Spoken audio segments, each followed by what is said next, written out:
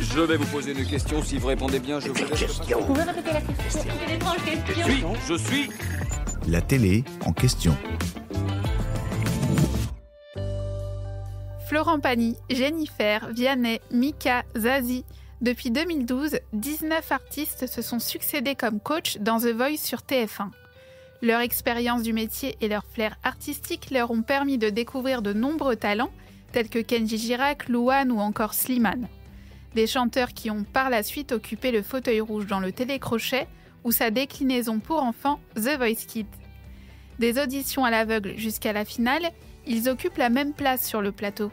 Mais comment la disposition des personnalités est-elle déterminée ? L'emplacement des coachs dans les fauteuils de The Voice est loin d'être laissé au hasard. Si les personnalités peuvent faire part de leurs intentions avant le début de la saison, c'est la production qui a toujours le dernier mot. Seule exception pour Florent Pagny, qui a tenu à garder sa place de gauche à son retour dans le télécrochet en 2025. Le producteur artistique Pascal Guix en explique la raison à Télé Loisirs. Il dit que c'est son doudou, son porte-bonheur. Et a raison, il y a déjà gagné 5 fois.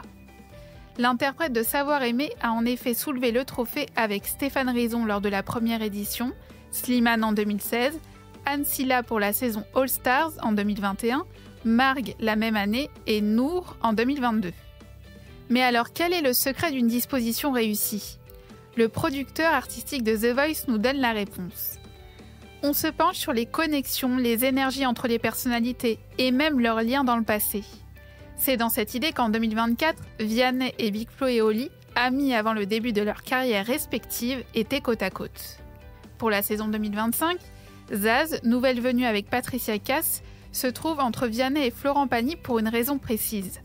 Le producteur nous révèle. Zaz est celle qui connaissait le moins bien l'émission, contrairement à Patricia Cass qui en avait analysé les rouages. On s'est dit qu'en la plaçant entre les deux garçons, il pourrait l'accompagner plus facilement.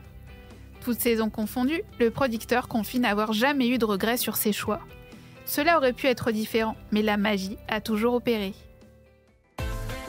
J'espère que cet épisode vous a plu. Si c'est le cas, abonnez-vous sur votre plateforme d'écoute préférée pour retrouver de nouveaux épisodes chaque semaine. Et si vous en voulez plus, découvrez aussi le ciné en question et les séries en question sur les plateformes d'écoute et téléloisirs.fr.